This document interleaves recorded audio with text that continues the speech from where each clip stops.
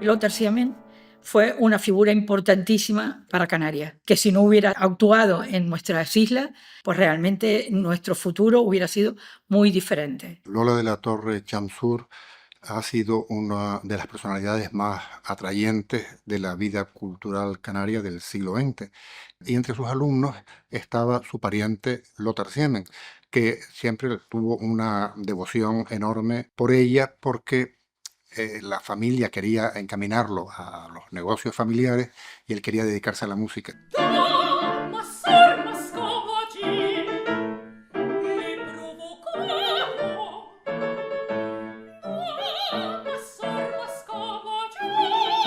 Cuando llegó Lothar, llegó con un soplo de aire renovador.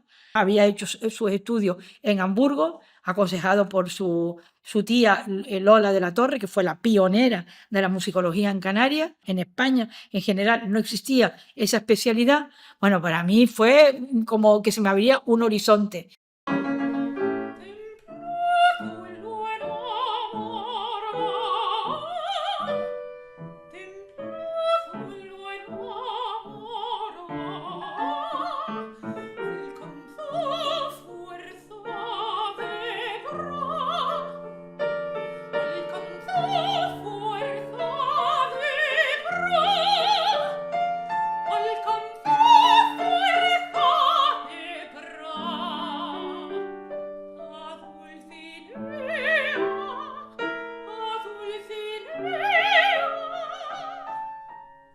Para Lothar hubo dos instituciones a las que les tenía especial cariño. Una era el Museo Canario, porque había pasado desde muy jovencito, desde los 17 años que entró en la directiva del Museo Canario, había pasado por todos los cargos, ¿no? Y fue director y después fue presidente. Otra fue la Academia. La Academia de Bellas Artes fue para Lothar un revulsivo. Conocí a Lothar Siemens en relación, por supuesto, con el Museo Canario.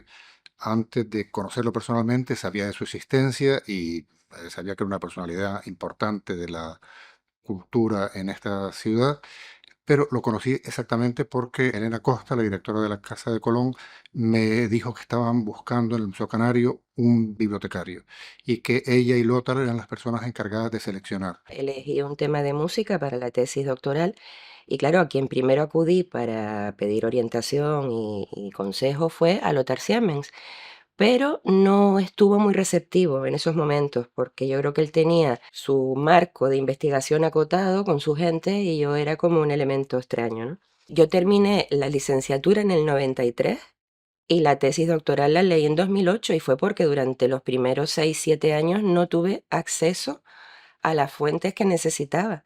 Fue a partir de 2001 cuando entré a trabajar con Lothar en el Departamento de Musicología del Museo Canario, donde tuve por fin acceso a expedientes del siglo XVIII, un montón de documentación que necesitaba para la tesis. Y entonces desde el 2001 hasta el 2008, claro, ya trabajando y haciendo la tesis, pues tardé unos años, pero finalmente la pude terminar y presentar y defender gracias a Lothar. Y realmente ahí fue cuando comenzó una colaboración y una amistad que duró pues 15 años. Era un personaje, pues podríamos decir, poliédrico, porque era un empresario que estaba en el mundo de la cultura. Entonces era muy serio todas las mañanas en su empresa y por la tarde era el museo, donde tenía tertulias con poetas, escritores, historiadores, y también se ocupaba del archivo de música que él impulsó a partir de la iniciativa de Lola de la Torre. Es decir, fue creando un corpus de obra de compositores canarios y de documentación sobre esos compositores canarios. Mi tarea fundamentalmente era catalogar los fondos musicales, pero concretamente el archivo de compositores canarios del Museo Canario, porque estaba catalogado en fichas de cartulina.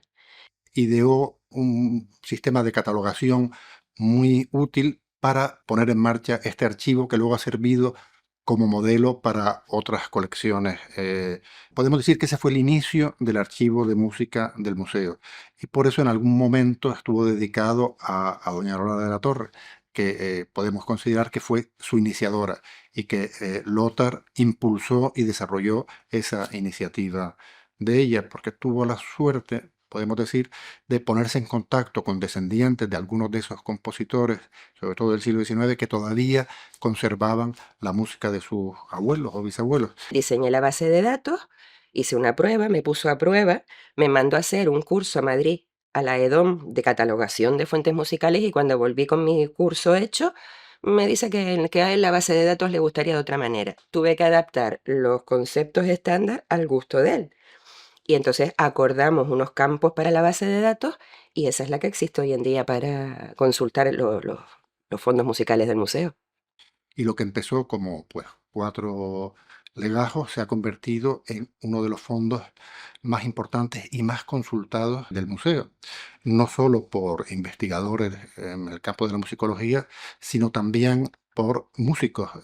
Por ejemplo, muchos profesores del conservatorio vienen aquí para ver las partituras antiguas para poder incorporarlas a su repertorio. Fueron 4 años de aprendizaje para mí, pero también para él, porque él me enseñó a mí muchas cosas sobre la catalogación de fuentes musicales, pero yo le enseñé a él a utilizar programas informáticos de transcripción musical, de notación musical, para que él pudiera componer y escribir sus propias obras.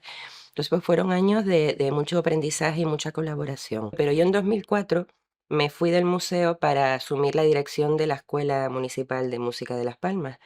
¿Qué hizo Lota? Se matriculó en la escuela de música en trombón. Y entonces ya lo tenía en la escuela de música y luego los fines de semana en mi casa, que venía con chocolate con churros los sábados por la mañana, tempranísimo. Pero bueno, ya me ponía en marcha y empezábamos, pues yo le enseñaba a él a manejar el Sibelius para que él pudiera hacer sus transcripciones y sus composiciones musicales y luego pues él me ayudaba a mí con la tesis. O sea que siempre los sábados por la mañana era el momento del chocolate con churros porque si no yo no me levantaba y después ponernos a trabajar en lo que fuera.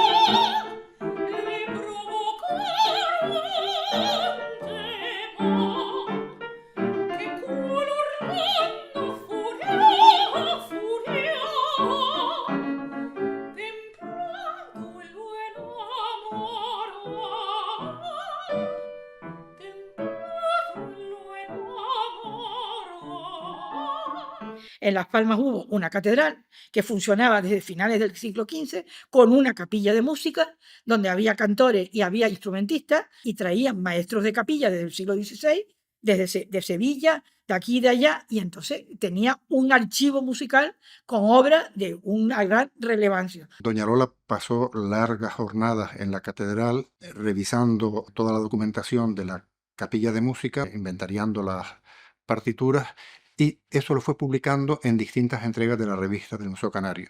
Todas esas anotaciones ella las dejó en el museo y Lothar, una vez fallecida ella, lo siguió pasando a limpio con sus colaboradores y se fue publicando en la revista del museo, con lo cual tenemos una panorámica magnífica de la importancia de esa capilla de música y de la historia de su funcionamiento desde el siglo XVI hasta principios del siglo XIX. Él tenía que cambiar el mundo. Su mentalidad era que había que cambiar y que había que cambiar Canarias. Poco a poco fuimos intentando ver cómo se podía cambiar la música en Canarias. Esa era nuestra gran preocupación. Había ideado muchas iniciativas brillantes para recuperar el patrimonio musical canario.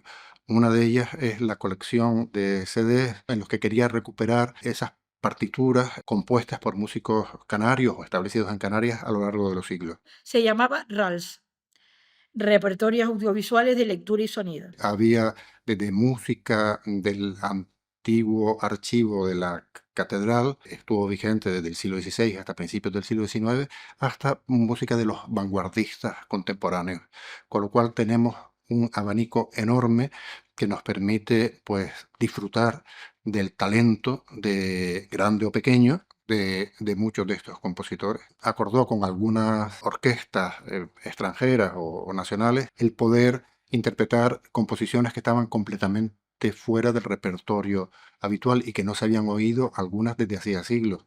Lo más difícil, la música de orquesta. Las orquestas no querían grabar música canaria. Tuvimos que hacer un disco de un señor que se llamaba Bernardino Valle con una orquesta rusa, porque los canarios no querían hacer esa música. En ese proyecto estaban los discos compactos, estaban los libros de investigación, de los que sacamos varios, entre ellos un primer volumen de una historia de la música que iba a tener 4 volúmenes, la música desde sus orígenes, es decir, de las comunidades prehistóricas, hasta 1600. Llegamos en un momento en que el disco compacto estaba en crisis. Me puse en el Teatro Guimerá con Lourdes Bonet, las dos, en el foyer del teatro, a vender el disco, pero además por un precio irrisorio. La gente lo miraba y no me interesa. Uno de los libros fundamentales de Lothar es precisamente la historia de la Sociedad Filarmónica de Gran Canaria, que se crea en un principio por los profesores que se habían quedado sin trabajo cuando la capilla de música termina, cuando se crea el Obispado de Tenerife. Lógicamente las rentas del Obispado de Canarias disminuyen y el Obispado prescinde de la capilla de música. Ese es el origen de la Sociedad Filarmónica. Unos profesores que se ponen de acuerdo para dar clases de música y para hacer conciertos, y un grupo de personas de Las Palmas que quiere oír música y que está dispuesta a costear esa pequeña orquesta y a esos músicos. Y al hacer esa historia, desde mediados del siglo XIX hasta mediados del siglo XX, es en realidad una historia de esta ciudad, es decir, para comprender un poco el funcionamiento de la sociedad de Las Palmas y de la vida cultural de Gran Canaria en los siglos XIX y XX, es imprescindible ese estudio de Lothar Siemens, que parece que no tiene demasiadas ambiciones porque está ceñido a la sociedad filarmónica, pero en realidad es una historia social de Gran Canaria durante casi 2 siglos. Ese proyecto lo lideraban Lothar Siemens y Rosario Álvarez. De hecho, el nombre RALS es un acrónimo de Rosario Álvarez Lothar Siemens, aunque ellos le pusieron otro nombre. Esa actividad la continúo hoy en día yo, porque aprendí a hacerlo con Lothar trabajando en el Museo Canario, catalogando los fondos históricos, pero al mismo tiempo catalogando las creaciones contemporáneas y rescatando la música de los archivos.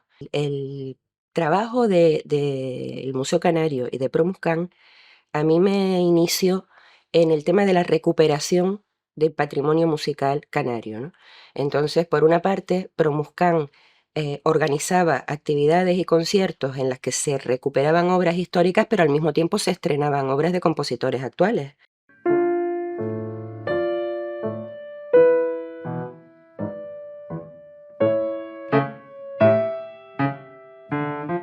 La biblioteca de Lothar es impresionante. Yo recuerdo la primera vez que fui a su casa y que me la enseñó, y bueno, llevaba e invitaba a todo el mundo porque le encantaba. Compró todos los manuscritos antiguos. Tenía de todo, todas las publicaciones que se habían hecho en España, desde el siglo XVI hasta el siglo XIX, todas las tenía él. Tiene algo así como 8000 volúmenes.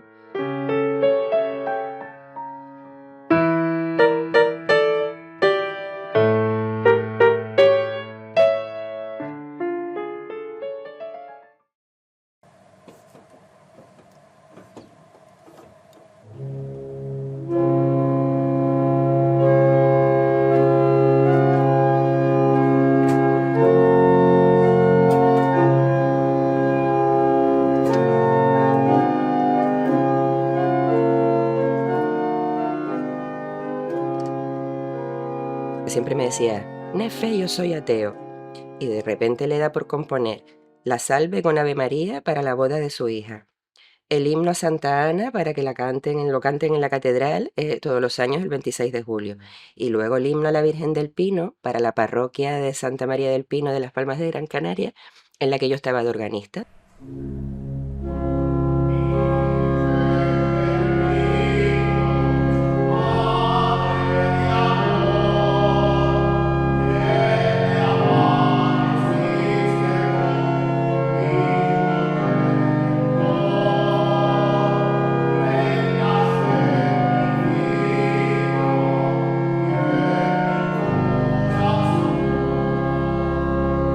Lothar me ayudaba a armonizar esos cánticos de la misa, pero de repente se vino arriba, compone un himno a la Virgen del Pino, se lo dedica al párroco don Salvador y al sacristán, al sochantre Ricardo.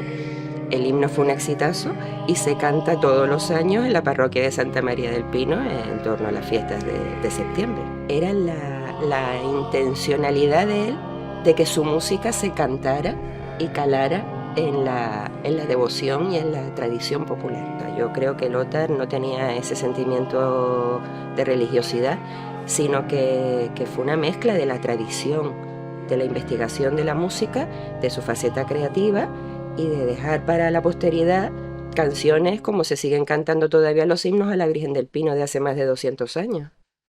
En los últimos años él seguía con muchísimas iniciativas y siempre tenía unos proyectos interesantísimos que algunos pudo acometer y otros se quedaron en su imaginación, desgraciadamente, por su prematura muerte, porque él era hijo de un matrimonio de centenarios, pues todos pensábamos que iba a vivir y que le quedaba muchísimo por hacer.